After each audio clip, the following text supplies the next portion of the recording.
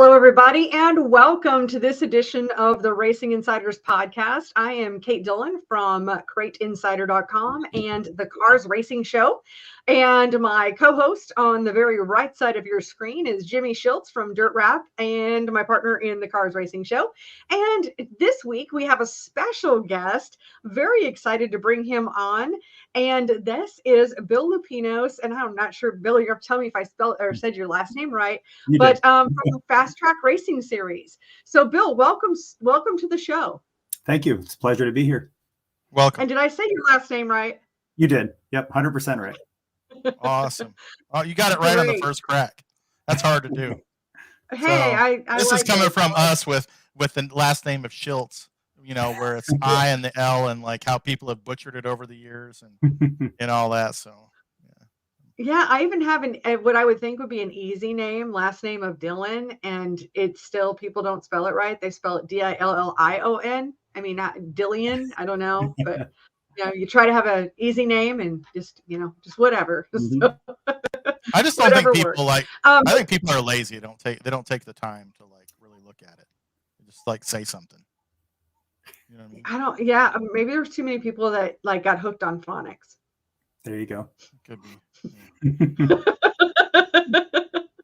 But Bill, tell us a little bit. Obviously, Fastrak has been around for quite a number of years, but you are newer to the whole Fastrak world. Tell us a little bit about just give us a little update on how that all worked out. Well, you know, my family and I bought Richmond Raceway in Kentucky, which is where I'm currently sitting because we live at our racetrack. We're starting our 7th season. And 2 years in, I actually became the series director for the Ultimate Heart of America Super Late Model Series, working under Fastrak Companies International. And, you know, as time kind of went on, you know, worked a lot with Stan and Mary Kay and all. And he had brought up to me maybe a year or so ago. Oh, no, actually, no, we're a year in now. About 2 years ago, about potentially taking over, buying the entire company because, you know, his health wasn't the best and he's having, you know, a lot of surgeries and just a lot of things just weren't really going their way where he could race often. He couldn't go to races, you know how it all was. And then COVID destroyed everything basically for, you know, a lot of the racing industry and all.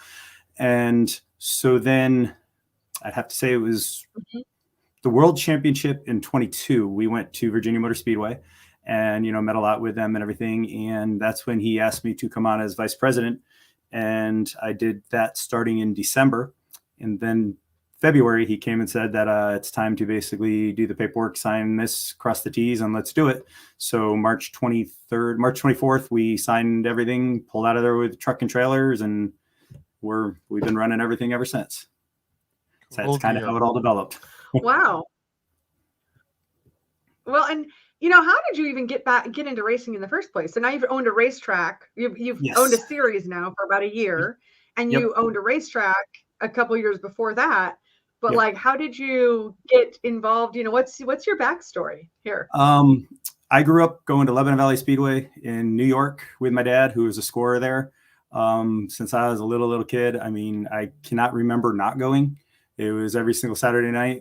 You know, I went and sat in the stands while he worked. And then when I got a little bit older, meaning like 7 or 8 years old, Uncle Art, the announcer there, brought me in and gave me some odd jobs to do. You know, I ended up working the lap counter up in turn 1 and, you know, just doing all these different things as I was growing up. And then when I graduated high school, my dad decided it was time to hang that up because he, you know, didn't have to bring me anymore. And that's when I hooked on with a big block modified team for a couple of years and kind of learned that side of it. And then left and joined the United States Army and got out of that and was living far, far away and got a job with PepsiCo, which was my career that I took the retirement from. Found Richmond Raceway on Facebook that is being sold. We came and looked at it. Actually, ironically, we were living just outside of Seattle, Washington. We were cross country driving in the RV to go to the World Finals of Charlotte. Stopped and looked at the track Halloween of 17. Came back in December, did the paperwork on that, and moved here in February of 18, and here we are. Wow. Oh, yes. Wow. Yep. I didn't know any of that. Yes, it's like, a little bit of story. I could keep going, but that's pretty much it in a nutshell. So here we are. And, you know, we do still own and operate Richmond. It's tough nowadays with 9 tracks within 3 hours all running on Saturday night. So with us having the series stuff as well, we kind of only scheduling here 9 or 10 weekends kind of trying to go off weekends at some other tracks so we can kind of work together on some things. And then we do travel with Fastrak and Ultimate Heart of America ourselves, myself and my family. We run those races. We don't have them franchised out or anything like that. We actually physically go run those. So once we kick off the race season, we're either on the road or here running a race pretty much every weekend from April till October. So, wow. Yep. Yeah. So you have the Ultimate Southeast then as well. Yes. Right? Kelly Carlton is our series director, Ultimate Okay. Southeast. He is still running that completely for us. Actually, just saw Kelly this weekend at the Outside Groove Show. We went and set up down there at that, and Kelly was there with his SCDRA and talked to him a little bit and all that. But yes, I also bought that as part of the deal, and Kelly runs that for me. So we kind of just let him do his thing, send him the checks and the paperwork. He sends it back and he does it for us, and we don't have to worry about that. But the other two branches I do run myself. Okay. And so behind you have the Weekend Warrior Racing. Why don't you tell us about that? Yeah, it's actually our whole backdrop is behind me. But the way we got a position, that's the only one you can really see. Our Weekend Warrior program, we do sign on some tracks to be weekly racing tracks with us. There is no cost to the track. And then the drivers buy their $100 membership, makes them eligible for the point fund, and their best 15 finishes throughout the season at their home track, or if they travel around to other fast track sanctioned tracks, add up, and then you have the champion. And we do pay $10,000 to the champion, paying the top 10 in points. And we just had our banquet last weekend, and I think it was about $22,000 we paid out in weekly point fund money to our Weekend Warrior Racing guys. And last year, VP came on as the presenting sponsor for that. And last year we went into the season, we only had 2 weekly tracks, and we have 4 currently, still working on a few more. So it's slowly growing back. We're working on it. That's great. Yes. And you still have the touring side as well, right? We do have the touring side as well. I know that in 22 there was only 1 race. That was the World Championship. In 21 they didn't run a single race. Last year we had 5. Right now we have 8 on the schedule, with 2 more than about that I will have on once we're done. The goal was 10, and we should be right at that goal. Reason the goal was 10 is like I said, Ultimate Heart of America, that goal was 10 to 12 races. Then I have the racetrack, and so we're kind of setting the goals of 10 to 12 on each series, and then what we have to do here. And we figured that's a nice little solid series. You don't need a 40 race regional series. That's too much. If we can keep it 10 to 12, the guys seem to like that. Absolutely. So do you still have a world championship race at the end? Well, we didn't have that last year. What we actually did, and I'll give you a little backstory on this as well. We actually took the Weekend Warrior Championship and the Series Championship and tied it all to a 2-day show at my track, which it was the 6th annual Damn Yankees 50. And it was 5,000 win, which is what it's been all along. For 2024, it's going to go up to 10,000. We ran a Friday night 5,000 and a Saturday night 5. For 2024, we're going to run a 3,000 Friday and a 10,000 Saturday. And that will actually be our championship race. And at those 2 races, we also did give away 2 604 GM Performance Crate Motors in a random drawing. You sign in and attempt to qualify. Your name was in it. Had a little kid from the grandstands pull the names. Chandy Currents won on Friday night. Tommy Bailey won on Saturday night. I had the motors here on the ground, so they got to load them up and take them home. That's great. Yes, and the Damn Yankees 50, I said his backstory, I'll tell you. When we first moved here, I'm from New York. My wife's from Connecticut. Someone said on Facebook that the Damn Yankees need to go back to Yankee Town, so I named a race after it. And now this year will be the 7th annual Damn Yankees 50. Yeah, I get it. I get it. I moved to North Carolina when I was 13 from Iowa. And so I got called a damn Yankee a lot. But I figured it out pretty quick that when we moved from North Carolina to Tennessee, everybody said, "Where are you from?" I said, "North Carolina." And then when I moved back to North Carolina from Tennessee, everybody asked me where I was from. I said Tennessee. So there you go. That made it a lot easier, didn't it? That's right. That's right. But, yeah, so there isn't a world championship, but we do make it the biggest race of the year is 10,000 win, and that would be the Weekend Warrior and the Series Championship with a motor giveaway. And 2 days, 2 separate races, 2 shows, and that'll do it. That'll be September 20th and 21st. Awesome. That's cool. Then you're done before October. So you interested with that side, yeah. Yeah. Mm-hmm. I think that's Ultimate Heart of America really is still running in October. I'm sorry. Well, a topic that comes up a lot, just along the racing industry, and I would say it comes up on this podcast quite a bit, probably because it's always top of mind, is just talking about how racing has turned into a year-round sport, and that so many of us miss having an off season. So I just commend you for the fact that you clearly have some sort of an off season. I mean, if you're Yes. going to end in September with one of your deals, and even if you end in October with Ultimate, but then I take it you're not starting up in November. I mean, you're probably waiting until when is your first race of 24? April 20th for Fast Track. We'll be at North Georgia, and April 13th, the week before, we're at Paragon up in Indiana with Ultimate Heart of America. So we are taking off. Ultimate will end in October again. So by November 1st, we are done until April with both of these series. Ultimate Southeast starts next week, actually March 9th, but he has a little better weather opportunities down there where he is. So, but yeah, we do take an actual off season. So I think it's a good I commend you. I'm just going to say it. I commend you for having that respect for, people's families and other lives and everything. So I think it's really good. It seems like I would be against that because, of course, I want to sell race car parts all year round. But I want people to have really good, solid programs, with their race cars. And if you're constantly just in maintenance mode all the time, I don't know how you can really build something if you're just constantly. You don't get a break. Yep, I agree. Yeah. I agree. We got a few comments here, and anybody who's watching us live, feel free to drop into the comments and leave a comment, drop in any questions that you have, and we're happy to share them. I see our first commenter here, of course, is Scott. He says, "Happy Monday from the west side of the country." Scott lives in California. Scott is always number one. He's always the first one. He always the first one to comment. So thank you so much for being there. And Terry, he's become quite the commenter as well. He says he's watching from Princeton, West Virginia. Yep. And Vivian, she's now a regular on our podcast. This is Benji Hicks' grandma right here. Okay. She says she's watching in Mount Airy. So yeah, awesome. And you probably know Benji Hicks. I do. Yep. Yeah, he's been a racer with Fast Track for a long time. And, yes, he has. Yep, he was at the World Championship last. And you want him to come because he brings like 40 people with him. Exactly. Yep. So that's why you remember who he is. Yeah. Oh yeah, definitely. So, yeah, he's actually raced here before. A few years back, he raced here. Yep. Yeah. So what tires are you guys on? We are actually, for all these years we had the FT 200 and 400, right. And Hoosier's doing away with a lot of the special things such as that.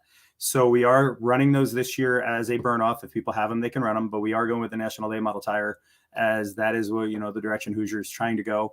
And by having everyone on that same tire is just going to be a good thing in the future, I feel. But we are going with the National Day model 2, 3, and 4, full year burn off on the 200, 400. A lot of my thought process on that is I know that a lot of, smaller crate teams, especially some of our weekend teams, can go and buy those used tires from those big, traveling super guys, especially my guys up in West Virginia area that aren't that far from Rocket and all that, where, they can go buy a tire that's still good and serviceable, used relatively cheap, and go run them.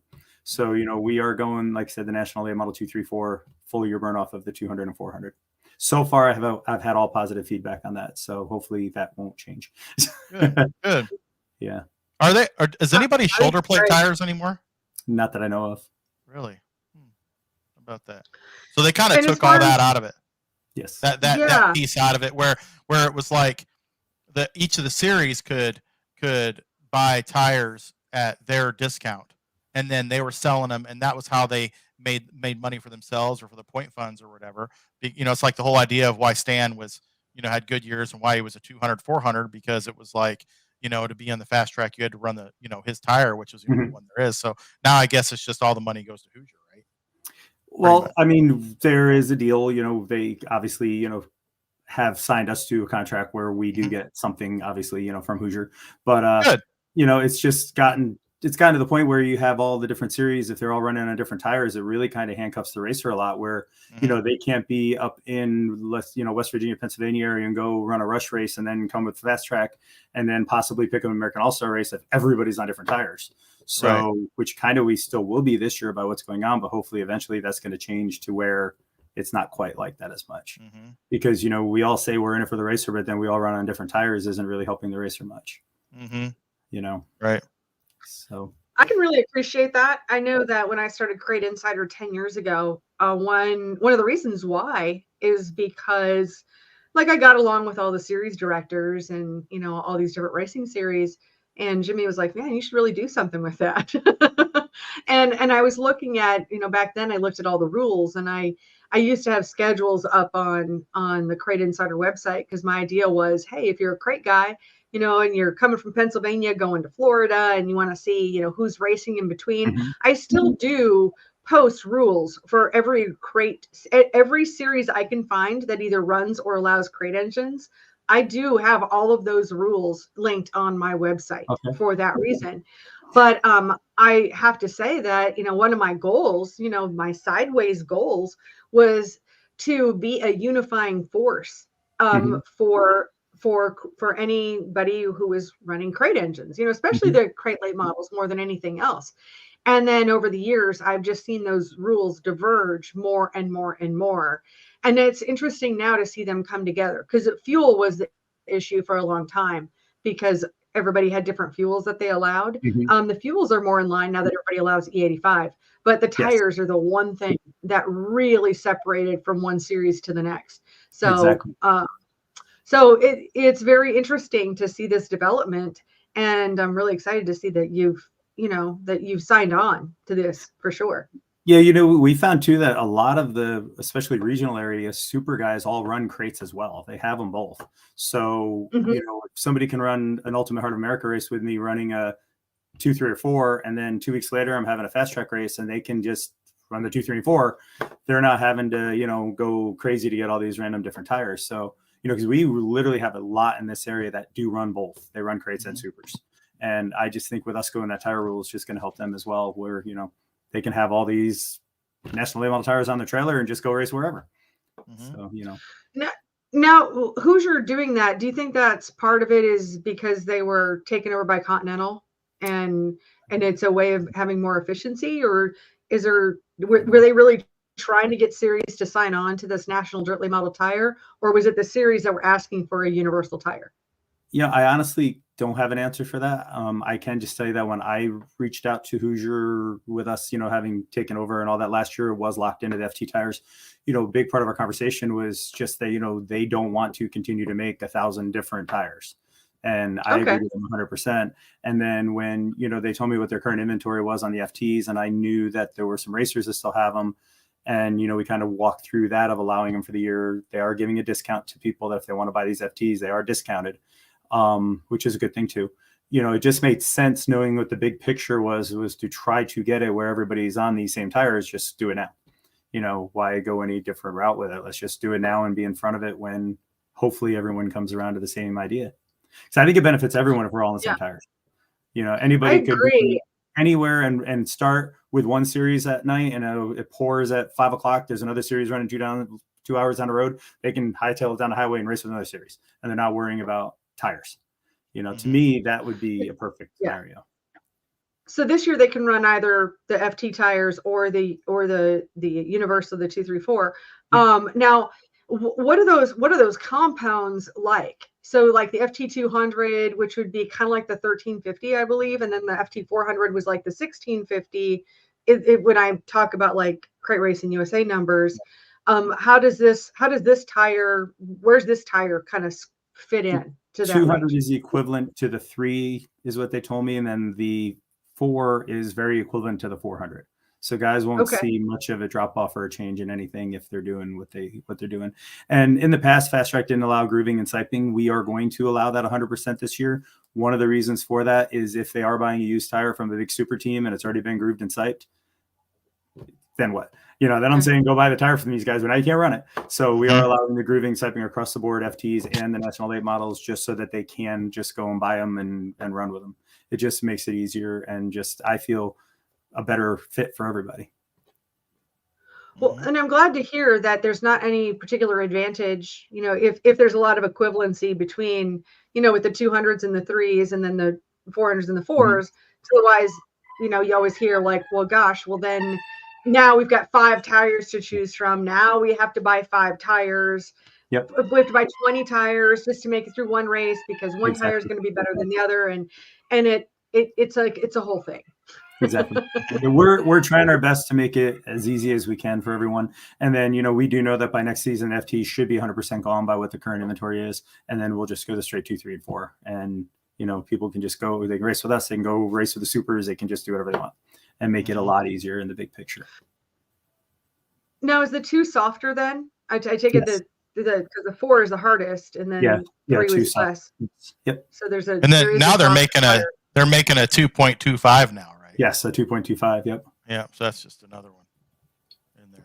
Oh. Drinking my Victory Fuel. That's good stuff. Yeah, Victory Fuel is actually our Victory Lane sponsor for Fastrak Racing Series this year. Oh, awesome. Yep.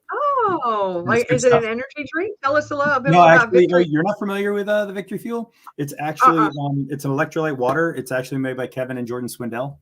And they're getting pretty largely into racing. They were, the sponsor on Logan CV's car when he won the Chili Bowl again, and they're getting big on that. But yeah, that's Kevin and Jordan's drink, and it's electrolyite water. It's not an energy drink, no caffeine, and it's actually really, really good. And they are a Victory Lane sponsor. So good deal. Wow. I'll have to drink that side by side with Red Bull. So I don't know. Is Victory Fuel good with vodka? Haven't tried it with vodka. I don't know. We should try it by itself. That's right. That's right. Yeah, I just have my regular water, but in my cup that says Creative Juices. There you go. I need that. That's what I need is a Creative Juices cup. So in your series, like in Fast Track, do your racers ever talk about like trying to do anything with the rules as far as like the shocks and springs or any of that type of stuff? Or you guys are wide open, right? I'm assuming like everybody else. Well, the one thing that we had that we did change in the rules for this year is in Fast Track rules, it did not allow the triple adjustable shock where other series did. And I was asked about it last year. And once we rolled into the season, I wasn't going to make a rule change in, after X amount of races, because it's just not fair to people. But here in the off season, I actually asked a few racers and all, and I did look at other series rules, and seeing that other series were allowing them, we did make that change to allow them as well. I did put that out at our meeting that we had at our banquet, and everybody thought it was a good change and, on board with it. I mean, I look a lot at other series rules before we make any kind of change, because we really want to try to be as uniform as we can with other people. Because, last year, other series were allowing triple. We were not. So if they want to come race with us, they either had to buy or change or whatever. And that's just more work and more money for them. So I'm trying to avoid that if I can. Right. Saving money. Trying. Right. Yeah. More you can save them, the more they can race. We all win. Do you know, though, if everybody went to a single spring, you get rid of the spring smashers. Mm-hmm. You get rid of the pull down rigs. You get rid of all that. I mean, obviously the shock stuff would be like, I'm a big proponent for the fact that like, I don't know if the entry level series need to be on the wide open stuff. Yeah, I mean? It's so expensive. Yep, I get it. And then beyond, the engineering tech, expertise you have to run that stuff. But even like a triple adjustable, a double adjustable is bad enough. A triple adjustable is, you have to have, you have to really know what you're doing in order to like, to change that. So anyway. No, I agree. And like I said, the only reason we went to it is because I saw that is literally what everybody else was running. So, we were making it where these guys had to make a change to come run with us. And I trying to avoid that. I mean, the more you can make it uniform for people, the more cars we're all going to get. Because you can go run with me one week and another series the next weekend because we're off. That's awesome. And then, kind of bounce around and run for points with whomever, but run other places. And, that's how we all win. So, hopefully other people will kind of see it that way eventually. Right. Awesome. Yeah. Well, I mean, and it really at this point, I think it's great that you're really trying to mesh with the other ones and make it so that there can be, it's like you've got Lucas and World of Outlaws that came together to have the unified dirt late model racing rules. Mm-hmm. And it's kind of sad that we don't have that for, the crate late models. And, there is so much divergence, but there is. They do have it. It's just that all the crate guys are doing what the Lucas and the Lucas unified rules are. You have to have a Lucas Oil like caliber car to go run in a 602 class. Mm-hmm. You know what I mean? So you're going out and spending $60,000 on a roller, and you better keep up with all that stuff, and that's a lot of money. Mhm. you know, to run for. Yeah, well, we got some comments here. I see Chad is here saying hello, guys, from West Virginia. So another West Virginia person. Yeah. Vivian has a question for you, Bill. She says, "What is your favorite track?" That's I don't know if easy. she was. That's Yeah, right. tell us what's your favorite track, Bill. That's right. Actually, it may not be as easy as it sounds because growing up, there was obviously Lebanon Valley Speedway. It would be easy to say my own, but I have a love-hate relationship with my own. So I actually really love going to the dirt track in Charlotte. When we go to the World Finals, I just think that place is awesome. Just the whole atmosphere, the racing, the whole everything about it is. I love going to Charlotte.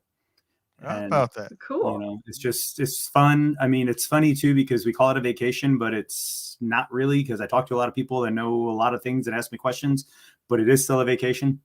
But, you know, the easy answer would be my own track. But like I said, I have a serious love-hate relationship with her. I mean, it's just, you know. Did you ever go to Charlotte when they kept it wet? I mean, no, now not really. for the last however many years now they run that. I mean, it's hard as a rock. So Yeah. you know, like the World Finals, they have so many, you know, big motor cars on there. So it just turns into, it's just hard. So it does, but the racing's usually good. mhm. The racing usually is pretty good. When it was wet though, was like it tore up a bunch of equipment, but it Oh, was I'm fun sure. to watch, and it was fun to race on too because it was like, you know, you got to pick if you want to be in the smooth part or the cornfield, you know. Yeah, So exactly. Well, Vivian loves Charlotte too. And a couple more comments. I see Sean is here saying, "Hey, y'all," from Team 12 Racing. And now Ken has a suggestion. He says, straighten the bodies. Straighten the bodies. Yeah. Don't listen to Ken. It's interesting. Don't listen to Ken. That's my graphics guy. If you ever see those really nice posters that we put out, that's the guy that does those. So don't listen to him. Oh, that's right. oh yeah. Yeah. And Ken does say the guy that does Bill's promotional materials is top notch, if I say so myself. Yeah, if you How ever look about at the posters for Richmond Raceway and Ultimate Heart of America and a lot of the fast track stuff, that is Ken. So yeah, he is right. The promotional guy is top notch. I've seen a lot of that. It looks really good. He does a really Ken's good job. Yeah, Pat yourself on the back, Ken. absolutely. And that's coming from a graphics guy. Of course, Jimmy's a graphics guy. So I'm really yeah. not. I just run a rat machine. So yeah, you just push the button and it spits out raps. That's all right. You do. All day. Yeah. Well, and I see we've got another comment here. So Ronald says, hello from West Virginia as well. So we got quite the West Virginia contingent today. And commenting on your racing vacation, Ronald says, a real racing vacation is Boone IMCA Super Nationals. LOL. There you go. You know, I've been tempted to go to Super Nationals, but it's a whole week, and it's in Iowa in September, and normally it's either super, super hot or it's usually there's mud somewhere in there. I mean, I usually see pictures of people. Usually there's rain at some point or muddy, but tell you what, amazing how many cars they get through there and how many races they put together in that week. It's insane. Oh yeah, absolutely insane. You know, Ronald is one of our Weekend Warrior competitors from up in Elkins. He actually okay. Oh. And Mr. Currents, who commented a little bit ago, his daughter Chandy races with us also at Elkins as Weekend Warrior. Is Elkins? Is that one of your racetracks? Yes. Okay. Elkins is one of our Weekend Warrior tracks, and we did have a series event there last year, and hopefully going to have one again this year. What are your other racetracks that you have? Right now, we have Roaring Knob, Latrobe, and Virginia Motor Speedway signed on. We are supposed to be back at Elkins, just haven't gotten that sign sealed yet because it's off season and they have some health issues and things like that. But that's currently the 4 that we have signed on for right now. Okay. VMS is great. I love VMS. VMS is fun. It's 9.5 hours for us. So we can't go there on a regular basis, but you know, we did go to the World Championship a couple years ago. We did have a series race there last year, and we are back there May 4th of this year. And it is fun. It's a great track, beautiful facility. Oh, definitely. Such an amazing facility. I've been to that one. And it's really neat getting there too, because it's scenic. And going over that bridge. I was talking about that bridge the other day. I mean, it's like the one bridge that kind of scares me. You know, the one that's like way up there. I don't know. I saw a documentary on that bridge. Oh. You know what I'm talking about? The one that's like feels like it's like 2 miles, you know, like in the air over that gorge. That must be coming from the south, I'm guessing, because we don't hit that coming from this way. Oh, okay. Huh. Yeah. Well, there's some awesome, gigantic bridge. That's like when you're on it, when especially a big truck, and you're like, I don't know, you're kind of looking over a little bit, and you're like, I don't think Oh, he says New River. Okay, there Luke we go. says New River, so must another be one of New our River. another one of our weekend warriors. Luke just finished second in the weekend warrior points this past year. Oh, And, good deal. Congratulations, Luke. He says he's the water boy watching from West Virginia. So it's H2O. H2O is his number. That's so clever. Imaginative. That's I love that. I love it. Water boy. Remember seeing the Adam Sandler movie when I was a kid. I would be tempted if I were him to like put a water tank in my car and then just spray it backwards. So like when I'm racing, I would just push a button. It'd be like watching like those old like Bugs Bunny clips or whatever, you know, where they're like, Wile E. Coyote. Just go ahead and screw those guys up behind me. That'd be awesome. That's what I'd do. Oh, it'd be like a full-on Batmobile type of stuff. For great. Sure. Oh, well, and Your so Luke says that he's a water well driller. So that's why he's the water. That makes sense. Awesome. That is great. Yeah. Yeah, but great looking logo. I can see it in his Facebook profile photo here where it's the H2O. That's great. All right. I see we have a question over here from YouTube. And Sydney asks, what do you have for valve springs for 602 crate? I have valve springs from GM and I have matched sets. So we also do match sets at Crate Insider. I answer all the questions on the show here. So, so yeah, we got them in stock. I know we were rating some valve springs today. So if you need some valve springs, Sydney, just go ahead and go to CrateInsider.com and we can hook you up, get you all set up with some valve springs. And I got more on the way. But Bill, you mentioned, I thought it was really cool how you gave away 2 engines at your big finale race. Was that part of that was sponsorship, or how did that work out? Yeah, part of our deal with GM to be our presenting sponsor for Fastrak, because it is Fastrak Racing Series powered by GM Performance, is we do receive the motors, and it is designed to give them away. So we just figured that doing it at our championship race on the whole weekend like that, tried to come up with as random of a way possible to do it. So we just basically made the criteria is you have to sign in, you have to attempt to qualify, and you have to have the sticker on your car, the decal that we give you, which I checked as they came through the scale area and took pictures and made sure they have them. And then each night when we finished up, Wesley Outland was our announcer for Fastrak. He was here and he found a random little kid each night and had him come down on the track and pulled the name out of the hat. And so it was about as random as you could get. And I thought it was about as fair as you could get. And the only reason that we made it the way we made it was we didn't want it to be where someone signed in just to be eligible for the motor and never even took the racetrack. We also didn't want it to be where if you went out and tried to qualify and blew your motor on the first lap, you weren't eligible. So wanted to make it as fair as possible. So, you sign in and you attempt to qualify, you were eligible to win the motor. You didn't have to run the feature. You didn't have to qualify for the feature, because there's so many different criteria where somebody would be like, someone in the feature gets it or someone not qualified get. We just wanted it open to everybody. So, like I said, Friday night it was Chandy Currents, and then Saturday night it was Tommy Bailey, which was kind of cool because it was one of our weekend warriors traveling over to race with us. And then Tommy is a local guy that was always a super late model driver that started running a crate. And I think he finished in the top 5 that night too, because he was on the front stretch for an interview.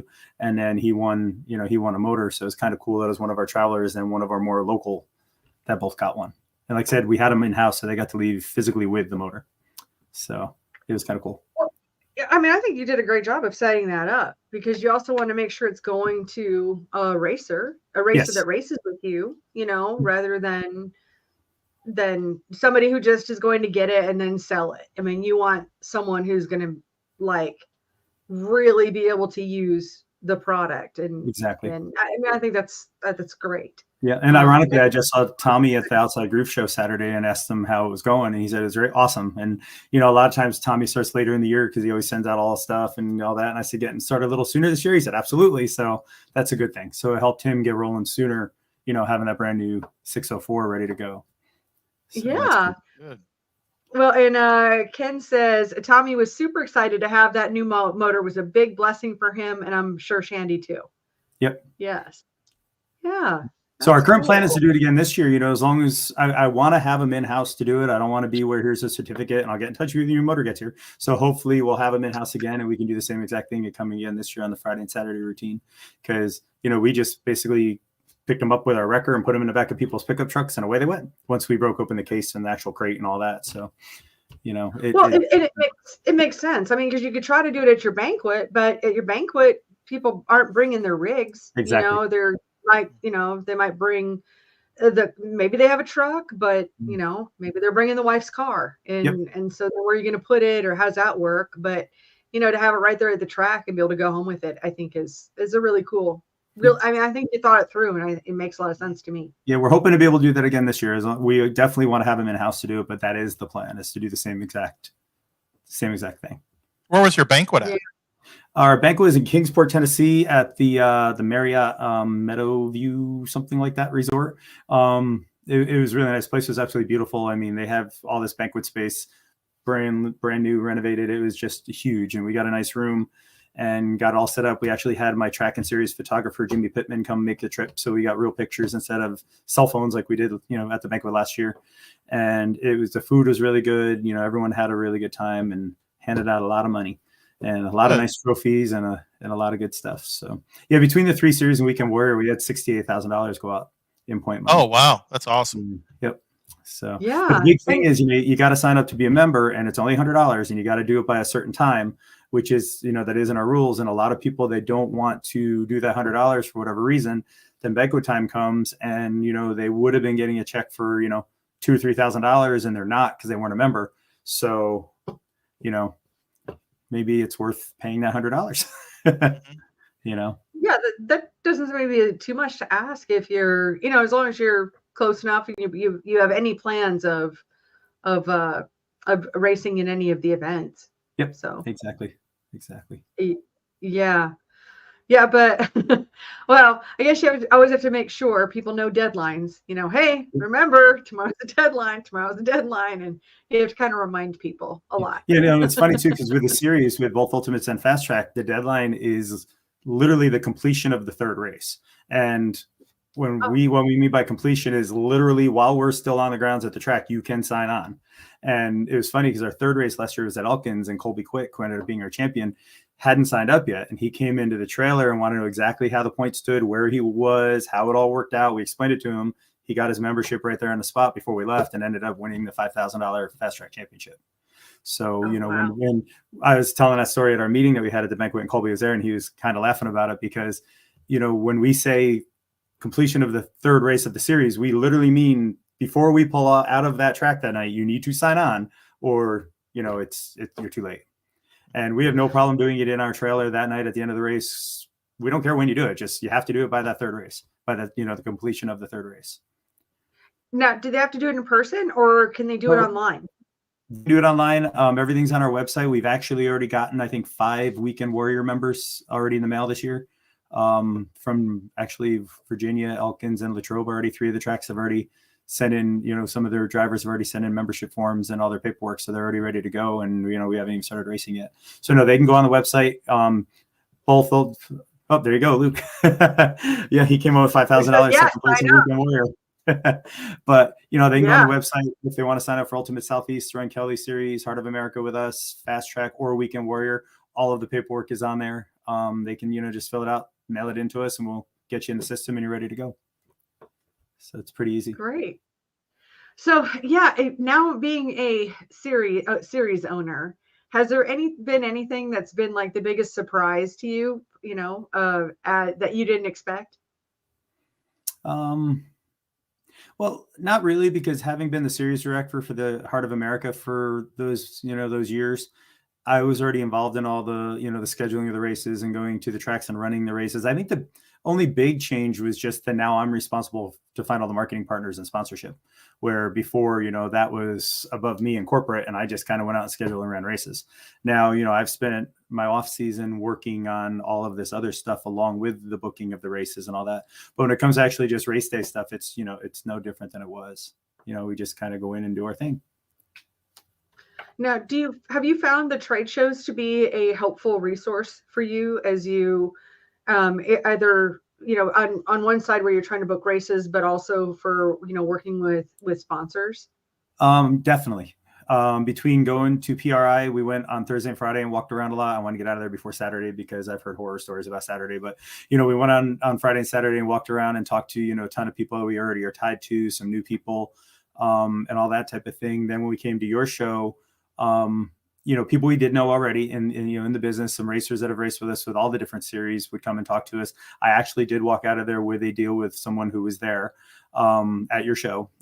So, that was a win. Yes. And, that was good. And then this Outside Groove show that we just went to this past weekend, we actually have three new marketing partners on board. One for our Future Cup stars in Fastrak side, and then a Fast Time sponsor for Fastrak and a hard charger for Fastrak. All of that will be getting announced over the next week or so. So, we left Outside Groove with 3, we left Cars with 1. So, yeah. And it's all down. Well, good. We're getting beat, Kate. We're getting beat 3-1. Yeah. Well, we're gonna work on it. We're gonna work on it for sure. You just walk around and talk to people and kind of market yourself a little bit and be sociable, and things can happen. Well, that's what we've always prided our show on is the fact that you can have real conversations and get some real business done.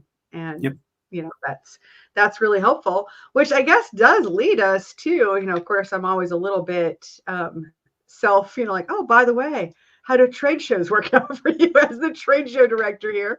But I want to take a look at my calendar here because we've got an announcement.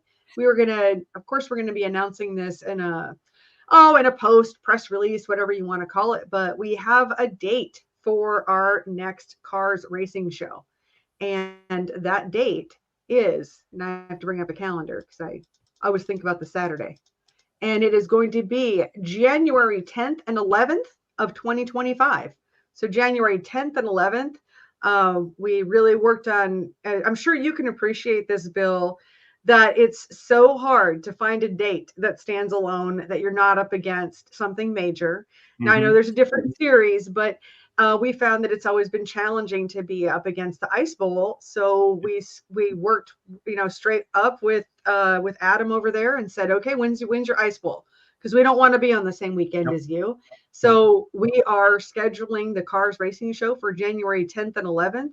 And hopefully that'll bring in, some more racers that rather than being at the Ice Bowl that can make it to the Ice Bowl and make it to Cars. We want that to be the case. So we're very excited.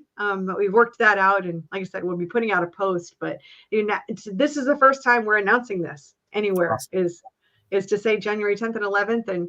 And of course we got to get all this information out to our exhibitors and the racers and the whole world there. Yes. Well, we will plan on attending again because I have gone 2 years in a row. Last year, I just went and we walked around and all that. And then this year, we did have the booth with you guys and all, and we will definitely be returning because last year I actually got a marketing partner deal out of there. And then this year I did as well. And, we'll come hang out again. Awesome. Fantastic. Oh, and Ronald is back with another comment. He says, yes, 6th place, $1,100 check. It's definitely worth it. Talking about your membership. Mm-hmm. And Ken says 2025. That sounds crazy to me right now. It sounds crazy, except for, when you're doing this stuff, as you well know, Bill, we have to make plans at least 6 months in advance, if not longer. And when it comes to with shows, we've got to make sure the convention center is available. And, there's just a lot of factors that go into that. So, you schedule things a year in advance. That's the way it goes. Your location is perfect, too. Those hotels are right there and they're really nice and comfortable. And, your location is just absolutely perfect. I know the first year we went, my wife and I were looking, okay, where are we going to stay? And I pulled up the hotel. I'm like, that's literally right next door to where we're going. Like, literally right next door. So, we and now they're all done. I think 2 years ago they were doing renovations on and they're a couple beautiful. of them. So the hotels are beautiful. This year we had renovations on the convention center. So this year will be the first year in 3 years, really, that we haven't had some. Well, then we had COVID before that. So we went from COVID to hotel renovations to construction with the convention center. So next year will be like we don't know what to do with ourselves.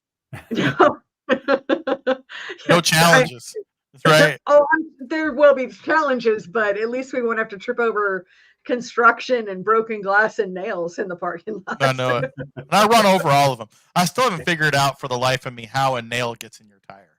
You know, you'd have to think that it's like laying flat, right, on the road or whatever. I mean, it's not like they're sitting there straight up and you run over them. I mean, they have to be sitting. So how does it, when you run over it at speed, does it like flip up and like get in your tire? That's like, I don't know. I don't know how that works. I don't. They find their way in my tires. Game of, you know. It's like flip cup. You know, it's like how does that happen? It's funny because I have my Chevy full size truck, and then I have my Hyundai Santa Cruz, my smaller truck. Both of them had, from going to the convention center, both of them had nails in the left rear tires. Wow. That's super weird. I never got any in the van. My van is. You're lucky, not me. I run over that stuff. I am lucky. I am somebody who does tend to be blessed with good luck. I'll be honest about that. Yeah. You should go and sign up for a Fastrak membership. You might win a free crate motor. That's true. It's possible. You have to race. Try to qualify though. You have to come to Richmond and try to qualify for the damn Yankees though. You could. She should race. Kate, why don't you race? Let's get you a car and go race. Let me tell you why I'm not going to race. Couple of reasons. Lots of reasons actually. Number one is if you have a race car, it means you have to have a garage, which means you have to have a house, and you have to have a trailer, which means you have to have a truck. You have to have all of those things. I have none of those things. so there's that. But then also I know how much race car parts cost. so there's that. And I don't like to break I don't like to break things. I like to build things. I like to make things. I don't want to I like to run my own race. Oh, speaking of something that I've heard a couple of times now, especially being in the wrap business, but like, are you familiar with the stacked body panels? They're them composite body panels. Okay, I don't know. The plastic one. Everybody's got them legal on the right sides, but for some reason, I guess that maybe like a safety thing I don't know, that they're not legal on the left sides in some places. Are you familiar with that at all? I didn't know if anybody had asked you if they could run the stacked panels on the left sides. No one has said of their cars. How about that? Okay. So apparently they're pretty tough. So interesting. Oh, and Ken is being encouraging right now. He says, if you're faster than everyone else, you won't ever break. Yeah. The other part is knowledge. I keep going to all of these chassis schools, and I finally went to one where I actually started understanding some of the stuff, and it was the hobby stock class, and I had more fun and enjoyed that class. I learned so much more than I have at any of the upper level classes because I didn't understand. I've never understood that much about any of the rest of them. So, yeah. Which, by the way, in another announcement, Race Logic Chassis Schools, all those videos are edited and up. So anybody who runs a hobby stock or a street stock, either an IMCA stock car or a metric street stock, it's just kind of a side note. That doesn't really have anything, just side note, all the side notes of things, but you can check those out at racelogic.vip. And a couple of weeks, we'll have Brian on from Race Logic to talk about that. So, yeah, but it's so fascinating to learn about these race cars and suspension and all the different components. I am mesmerized by all of it. But I'd rather help a lot of people win than just to win myself. I get so much more joy about, really seeking out knowledge and parts and products that are going to be a benefit to so many racers. And that's what really brings me joy in my competitive spirit, for sure. Yeah. Oh, and then Vivian has a comment. Kate, Jimmy will help you get started, right, Jimmy? I don't know anything about this stuff anymore. It's like I'm a dinosaur when it comes to this stuff.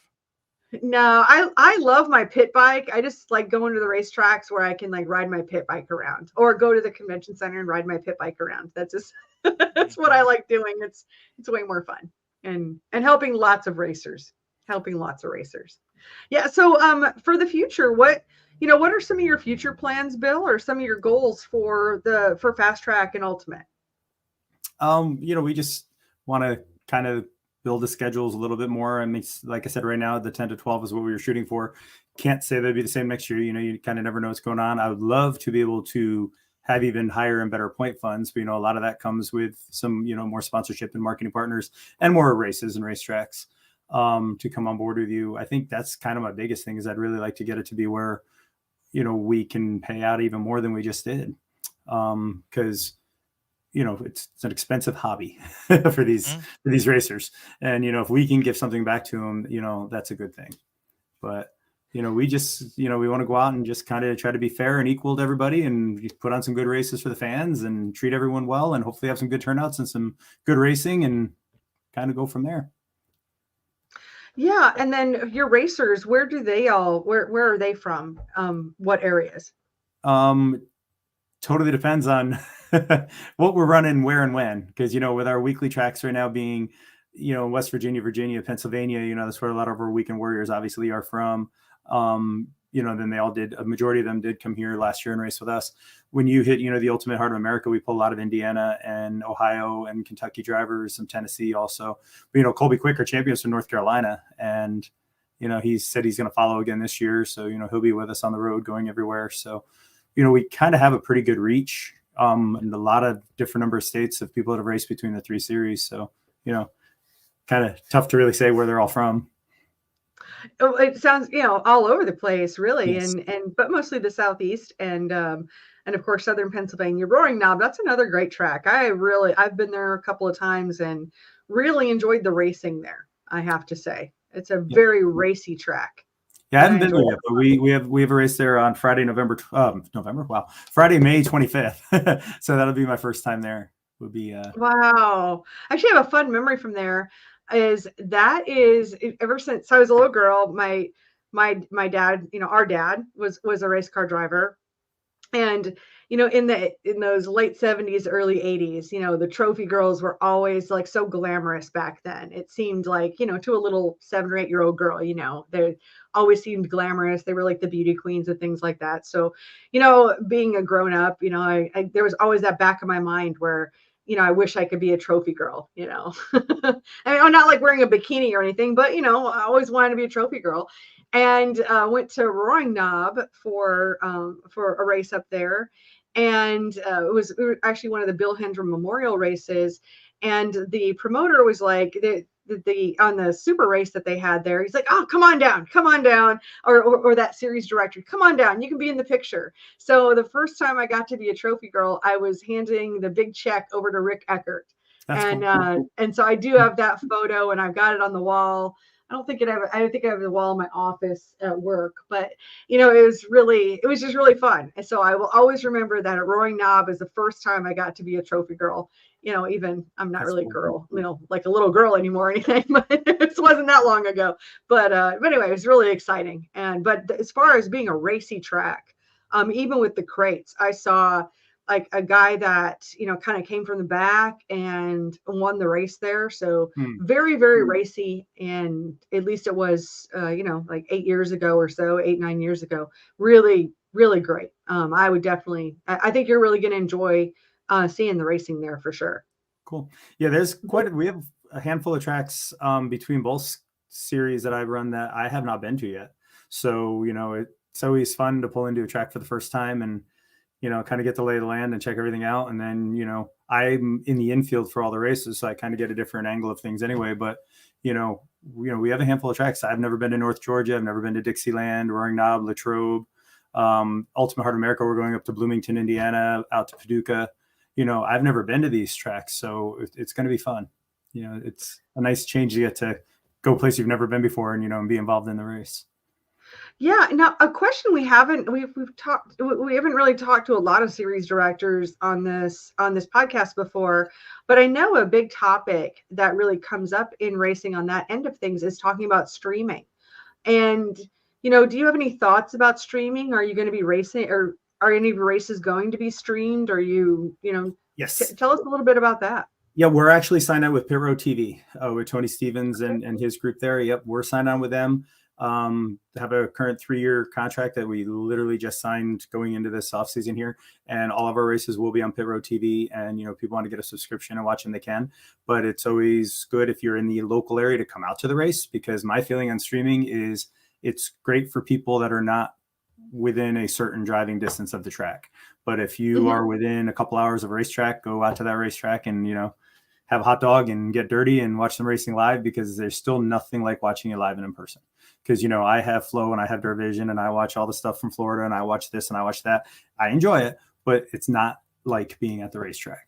But, we are on with Pit Road TV, and I do hope that people around the country, around the world for that matter, will watch our racing.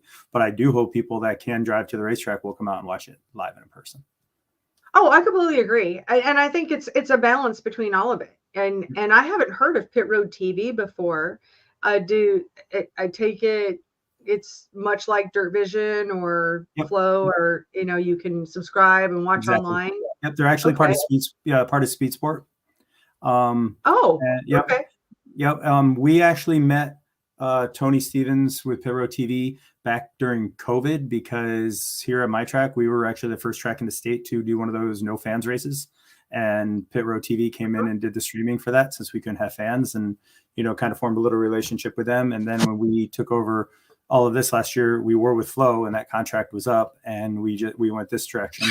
Nothing personal against Flow. I love the guys at Flow and everything. Just was a better fit for us and them right now. So yeah, we'll be with Pit Road TV.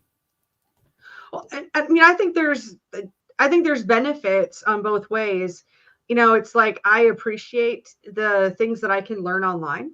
But when, like, I saw a lot of what I consume as far as content tends to be more like business, marketing, entrepreneur, like that kind of stuff. And when some of these places like cheaped out and decided to do everything like through a Zoom call, I'm going to get distracted and want to do something else. I want to truly enjoy, there's nothing like an in-person event, whether it's an in-person race or an in-person trade show. And so I believe in being face-to-face with somebody. But there again, too, I don't necessarily, we can't all travel all the time to all the different places. So it's a great opportunity to catch something, when you can't be there. But I agree with you. If you have the opportunity to be close enough, there's just nothing that's going to replace that in-person experience. Because when we were living out in Seattle, when I was with PepsiCo and all, there wasn't a lot of racing. So we watched a lot of Dirt Vision, and then we bought our RV, and the very first trip we took was actually over to Montana to watch World of Outlaws sprint car race. And because we had the means to travel and not have to look for a hotel and all that. And we actually went over to Big Sky Speedway and watched World of Outlaws and used the RV for the first time and all that. And then just a few weeks later, they were up there at Skagit up in Washington. And we went up there for the whole Labor Day weekend to watch World of Outlaws sprint cars. And, watching it on Dirt Vision when we didn't have anything near us was awesome. But once we had that opportunity to go with them close to us, we went. And, that's where I feel streaming is great. I mean, when I was in the Army and stationed in Germany, I would have loved to have had a Dirt Vision to jump on and watch some of my hometown racing, but it didn't exist back then. But, I very, very adamantly feel that if you're within a certain driving distance, or you have a camper, RV, whatever, or you have the means to go, you should go support your local track. But, if you can't, we can okay, so I have to ask, do you have a favorite sprint car driver? We all generally root for David Gravel. He's from Connecticut. And, my whole family, including myself, I was born in Torrington, Connecticut also, but I was raised in New York. My entire family was born in Connecticut. So, when we went to the World Final, I've watched World of Outlaw sprint cars for years. I mean, they used to come to Lebanon Valley. I mean, I watched with Steve Kinzer and Doug Wolfgang and all these guys. But when we went to the World, when we were kids, when we went to the World Finals, when my boys were young, as soon as my older son heard David Gravel was from Watertown, Connecticut, he immediately started rooting for David Gravel. And then, we all just kind of followed suit with that, because he's from up where we were all from. So we do root for David Gravel on a pretty regular basis. But we like Rico too. Rico's awesome. Okay. Yeah. Great. Yeah. My favorite is Donnie Schatz. Donnie's great. So. I mean, Donnie is great. And in person, Donnie's a super nice guy. He is. He's such a nice guy. When we went down, the kids were young, and you go wait in that long line for the autograph, and he stays and waits and signs it, and he's super friendly and nice and everything. So no, Donnie's great. Yep, Donnie is great. He's a good guy. Yeah, and I became a fan of his because I was at World Finals, and I saw this car spin out or whatever on the first lap and go from the back, and then go on forward, and be picking off. And I'm like, who's that? Cause I'm his fan right now. And they're like, there's Donnie Schatz. And I was like, he might be a jerk, but right now I'm a Donnie Schatz fan. And of course he turns out he is the nicest guy. Yeah, no, he's great. And it's funny because when he was winning every year, it was easy to root against him because he was winning every year. Now he hasn't won in these handful of years. And it's kind of like, come on, Donnie, win another one. And you're rooting for him now, because he is a good man. Yeah. Oh, they're really, really cool. There's a really neat documentary. If you've seen that, I can't remember what it's called, but I saw it on YouTube. I like some of that content that I'm seeing about like these drivers' lives now. Yeah. Like there's a really good one about Jonathan Davenport. Have you seen any of those? No. Oh yeah. Check them out. So yeah. What about you? I've been kind of hogging the questions there, Jimmy. Do you have any questions? I think you asked all of them. Did I? Okay. I know everything about Fast Track and the Weekend Warrior Racing now. Yeah, and Ken's giving you a hard time that you're a fan of those silly old big block mods. Big block mods are awesome. They do. They put on a good show. They do. They're cool. Yeah. They do. It was funny too because I actually put on a big block modified Super Dirt Car Series race last year. We had nothing going on. I put on Dirt Vision, and they're so entertaining. And Matt Williamson started in the back, and it was a 100-lap race. And I said to my wife early on, I'm like, I bet you Williamson's going to win this thing. And he came all the way through the field, and he started like 18th or 19th, 20th back there, and he won. And it was just super entertaining watching them guys. Yeah, I'm a big block modified fan. I actually have my Kenny Tremont car right here on my desk. So, cool. Yep, right here on my desk. I have no late model stuff or anything else on my desk, but I have my big block modified right over here next to my laptop. Yeah, I don't have any. No, I don't have any race cars. Jimmy probably doesn't in his podcast studio there, but he's got some up in his office. Not really. I think they're all in boxes. I used to get them. They used to send me the ADC car when I'd send them files, but they kind of quit doing that. So I don't get them anymore. Well, so where can people find you? We're right at an hour here. So, where can people connect with you, Bill, and connect with Fast Track and learn about, anything Fast Track? Where can they find you? Fastrak Racing Series on Facebook. Everything on there for the series. And then we do put Weekend Warrior stuff on there as well. Website as well, the www.fasttrakracing.com has the tabs for both Ultimate Series, Weekend Warrior, and the Fast Track Racing Series. They can also go in there, and if they click on the tab for whatever series, they can find all their forms to sign up for, the different series or whatever rules, so on and so forth. Facebook for Ultimate Heart of America and the Ultimate Southeast. Personally, I am on Facebook, even though I don't do a ton with that other than sharing racing stuff. But that's pretty much where we are. We are on Twitter also for all of them: Ultimate Heart of America, Fast Track Racing, Ultimate Southeast, Richmond Raceway. So I kind of have like 5 different pages that I have to manage for Facebook in my phone, but it is what it is. So that's where they can find us. Yeah, I hear you. I feel your pain. Yep. always something. So thank you so much for your time tonight. Yeah, Thanks so much for coming on the podcast, and definitely look forward to catching a Fast Track race or two this year for sure. So thank you. And thank you all for watching, listening. Be sure to hit that like, subscribe, all the buttons wherever you're seeing this podcast, and join us weekly every Monday night at 7 p.m. Eastern time. You can find us on the Crate Insider channels, either Facebook or YouTube, as well as the Dirt Rap Facebook page. So with that, any final words, Jimmy? Nope. I think I'm good. Mm-hmm. Yep, and we will see you guys next week. Thank you, Bill. Thank you. And look forward to seeing y'all next week. Thanks for watching.